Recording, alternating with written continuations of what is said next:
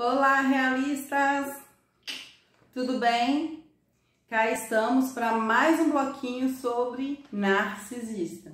Gente, é um assunto atrás do outro, né? Parece que não se esgota. Mas é tanta coisa para se dizer, né? Desse transtorno de personalidade. Mas simbora para mais um, né? Para a gente poder estar em estado de vigia, para a gente perceber quando tiver um por perto, para que a gente não se deixe enganar novamente, né? Costumo dizer que coisas ruins assim desse tipo sempre vem, né? E sempre é preciso para poder alertar a gente. É como se fosse escuridão e luz. Uma hora a escuridão tem que chegar, né? Para a gente valorizar a luz e até para poder fazer também aquele discernimento do que é luz, do que é escuridão. Então, todo tipo de provação é necessária na nossa vida, né? Mas vamos para mais um bloquinho aqui sobre narcisista oculto, perverso ou encoberto, né? Assim chamado. Para que quando a gente vê um, a gente saber discernir, tá certo? Gente, falar de narcisista encoberto, oculto, qual outro nome aqui dado, perverso, é a mesma coisa que falar de um camaleão, tá? Essa é a expressão que a gente mais usa para esse tipo de narcisista. Porque ele reage conforme o ambiente, é igual o bichinho mesmo, camaleão, igual o animal camaleão, né? Se ele vê uma planta verde, o que ele vai fazer para fugir do seu predador? Ele vai se tornar verde também, para se adequar àquele ambiente, para que ele não seja atacado, para que ele não venha a ser comido, né? Assim é o narcisista oculto, perverso. Ele não mostra a sua verdadeira face, ele sempre está com máscara, né? Porque, gente, vamos ser bem sinceros. Se a gente mostrar alguma coisa negativa para alguém, tipo os nossos defeitos, será que as pessoas gostariam de ficar perto da gente? Claro que não, né? O negócio é que vai facilitando o nosso convívio no meio social, é que as pessoas vão vendo as nossas qualidades, né? E as nossas qualidades vão sobressaindo, e as pessoas que se identificam e gostam da gente, os nossos defeitos passam a ser o quê? Pequenos perto daquelas qualidades, né? Mas se a gente chegar de cara já mostrando os defeitos, ninguém quer ficar perto. Assim como o narcisista, se ele mostrar já a sua perversidade, a sua forma de maquinar contra o outro, e não as suas características positivas, porque não tem característica positiva, tá, gente? Só tem características maquiavélicas, tenebrosas, ruins, vamos dizer assim. É um transtorno de personalidade narcisista, ou seja, quando a gente fala de transtorno de personalidade, é um modo de ser, são características psicológicas que moldaram a sua personalidade, tá? Então, eu tracei aqui vários pontos para a gente poder estar analisando junto, porque coloquei aqui mais de 30 pontos. Então, vai ter hora que eu vou ler aqui para a gente poder se organizar, para não passar desapercebido, porque são pontos fundamentais, tá certo? Então, vamos lá, quando a gente se depara com um narcisista que é perverso, que é oculto, que não mostra a sua face, só mostrando a sua face para a vítima com o tempo, né? Porque ali ele faz o love bomb, ele faz a validação daquela vítima, depois ele faz a desvalidação, depois tem um descarte, tem uma série de processos, né, de etapa que ele vai passando para com a vítima. Então, de cara, ele não vai mostrar a sua face.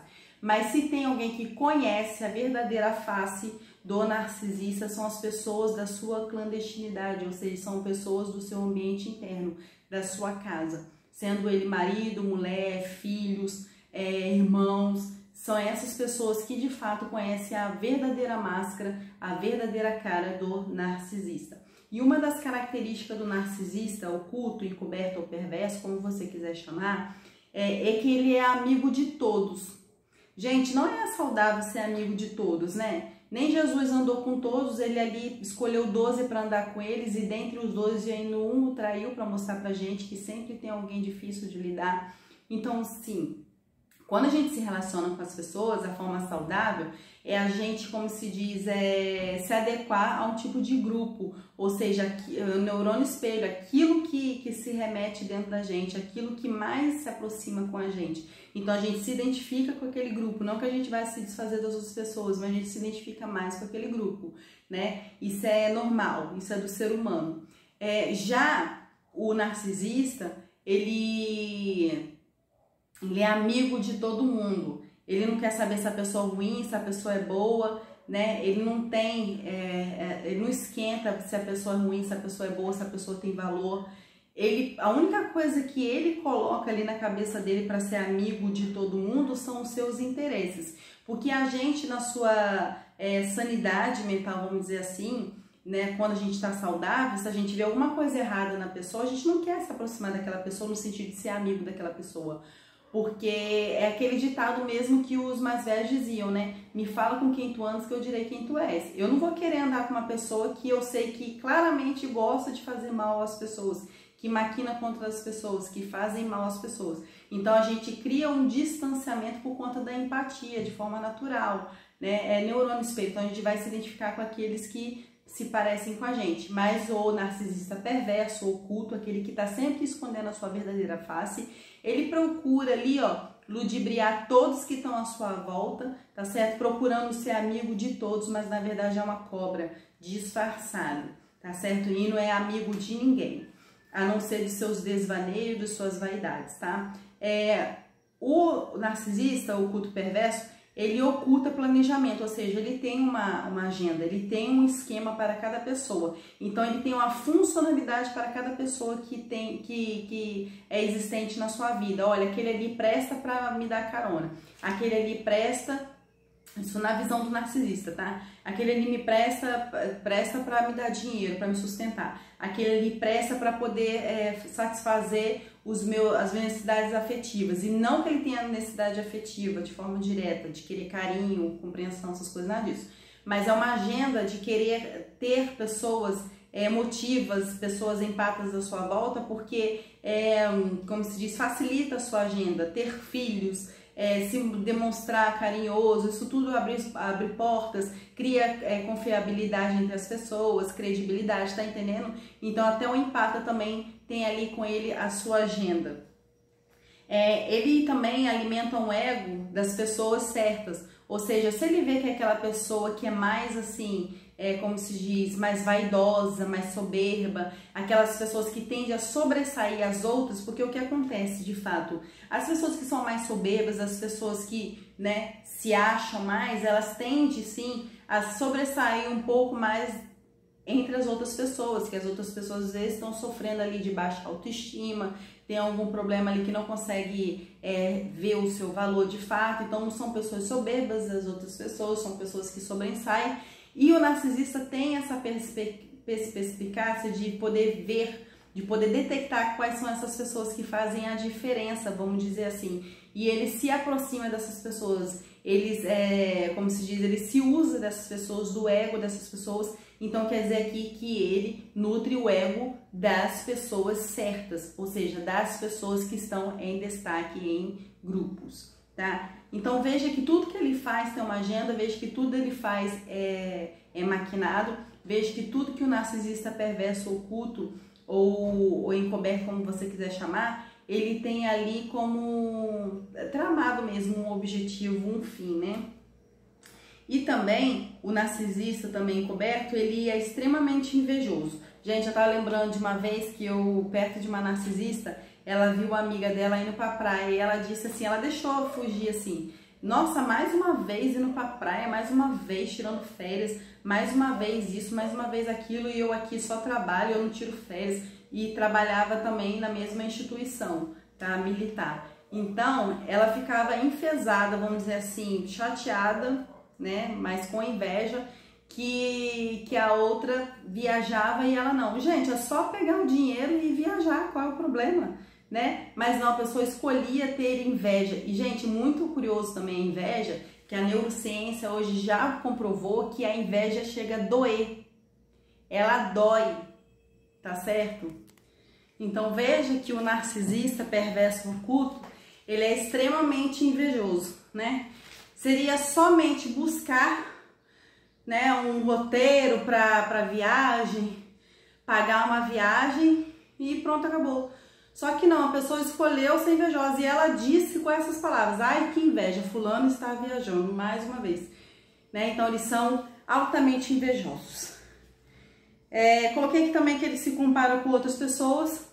Nessa comparação aí é no sentido de que, como eles são muito esvaziados deles mesmos, perderam referência, então eles tentam pegar manias de outras pessoas, né? É um exemplo também. Ela tinha uma cunhada, que ela era casada, e a cunhada comprava em demasia, né? Muitas roupas, sapato maravilhosos e colocava ali tudo dentro do saquinho, tudo bonitinho, tudo organizadinho. E ela passou também a espelhar essa característica da cunhada. Espelhar porque lembra que eu falei que os narcisistas eles são vazios, são ocos, eles não têm característica própria. Tudo que eles fazem é espelhamento, né? Eles observam as pessoas e eles começam a fazer igual às pessoas, né? Para que eles sejam bem aceitos, para que eles sejam entendidos, né? Vamos dizer assim. Então eles se comparam às outras pessoas. Então ela meio que fazia a mesma coisa que a cunhada fazia para ser comparada. Olha só como ela é organizada, ai, como ela é cuidadosa, ai, como ela é uma mulher exemplar, cuida da casa, como ela é organizada. Mas não é, na verdade ela estava copiando a cunhada. E outra coisa assim, claramente o que o narcisista perverso oculto ele é muito assim neurótico, sabe? Ele cria rivalidades imaginárias entre as pessoas que ele conhece, né? Vamos dizer assim, ele começa a perseguir uma pessoa, né? Ele começa a maquinar contra as pessoas e ele acha também que as pessoas estão maquinando contra ele também. Então, assim, eu conheço um narcisista que falou para a esposa dele que ela queria se separar dele porque ela fez um passaporte e para aproveitar e ir para o estrangeiro, ir para o exterior e ir lá se separar dele. Não, a mulher fez o passaporte na época porque ela quis aproveitar um dinheiro que veio até ela. Somente isso. E não porque ela tinha uma irmã no exterior que ela quis ir para o exterior, que ela estava maquinando contra ele, que ela queria o mal dele. Não, né? Porque são coisas, são características típicas do narcisista. Então, por ele fazer N vezes esse mesmo movimento, então ele meio que cria ali uma neurose, ele acha que as pessoas têm a mesma mania do que ele. Então, ele cria uma rivalidade imaginária contra as pessoas, ele persegue pessoas, ele acha que as pessoas vão fazer mal a ele, essas coisas que só Jesus na graça. Então, simbora que tem mais característica aqui, o tema é pesado.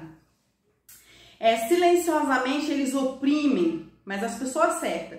Eles oprimem os rivais, os parceiros, né? E os desafetos, aqueles que eles não se dão bem. Ou seja, por que as pessoas certas? Porque ele não vai sair por aí oprimindo todo mundo, né? Fazendo mal a todo mundo, porque senão a máscara dele cai, ele, né? Bobo, né? Então ele quer oprimir o que? O desafeto, ou seja, quem ele não se dá bem, os de casa, né? Os parceiros, os rivais, né? Então ele tem um público-alvo, vamos dizer assim, para os seus ataques, né? Não é de forma aleatória, né? Então veja que eles são articulados, são inteligentes, são meticulosos, né? Vê tudo nos mínimos detalhes, eles sabem o que fazem, tá? Demonstra a verdadeira face somente para a vítima, sim, na clandestinidade ali que nós chamamos, ou seja, na intimidade. Quem de fato é a vítima desse narcisista sabe que ele está provocando, sabe que está praticando a manipulação, o gaslighting. O próprio jeito de olhar para a vítima já sabe, porque é um código, vamos dizer assim, inconsciente, é um movimento, uma fusão entre a vítima e o narcisista, que os dois sabem ali a linguagem entre eles, tá certo? Oculta das pessoas, ódio, inveja e antagonismo. Esse antagonismo é o seguinte, ocultar das pessoas o antagonismo, né? O ódio e a inveja. Esse antagonismo é como se você estivesse criando uma conversa com o narcisista e ele começar a praticar um sarcasmo, sabe? Começar a te debochar, para te invalidar no meio das pessoas, né? Você tá falando, você tá se posicionando e ele tá só aquela cara dele, né? De deboche, de sarcasmo, aí solta uma gargalhada do nada, palavras avulsas, né? Só para poder te provocar. Tenta se sentir menos miserável com as maldades que faz.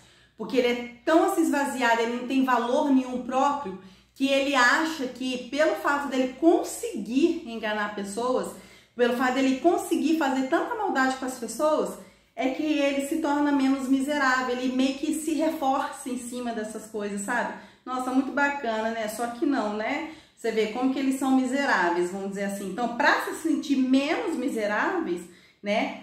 Eles praticam as maldades deles, né? Eles se acham dentro da maldade dele, né? Esconde a sua própria máscara, que é aquilo que eu falei, né? Não vai sair por aí se expondo as suas maldades, né? Porque senão não é aceito, vamos dizer assim, né?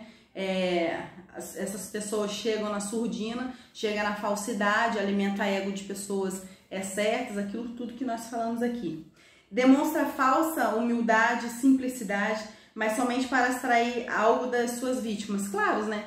Claro, né? Vai se fazer de vítima, vai se fazer de humilde, né? Para aquilo que eu falei. Para cada tipo de pessoa que tem na vida do narcisismo tem uma função específica, né? Às vezes é para dirigir para ele, é para fomentar o social dele, tá me entendendo? Para tudo ter uma função, uma pessoa específica na sua vida. Então ele se prevalece da simplicidade, da falsa humildade para poder se esconder, tá? É um verdadeiro parasita social, que eu coloquei aqui, que ele se infiltra no meio das pessoas para se fazer de vítima, tá?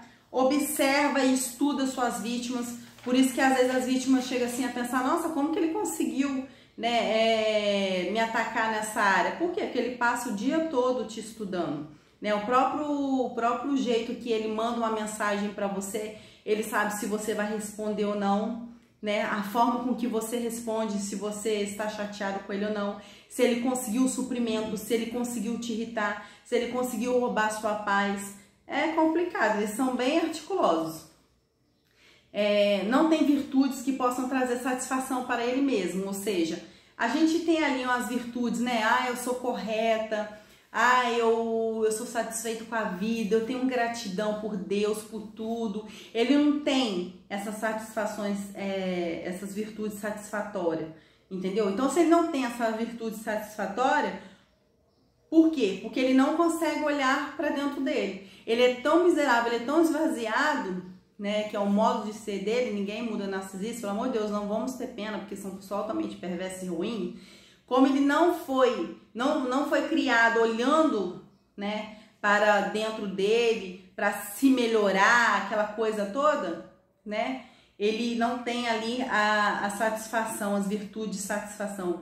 Ou seja, a gente tem virtude ali de satisfação como gratidão, retidão, essas coisas, porque a gente olha para dentro da gente, a gente não vê coisa que não nos agrada, a gente procura melhorar. O narcisista nunca procurou melhorar, então ele não tem virtude satisfatória, ele não tem essa capacidade de melhorar, de agradecer, não tem.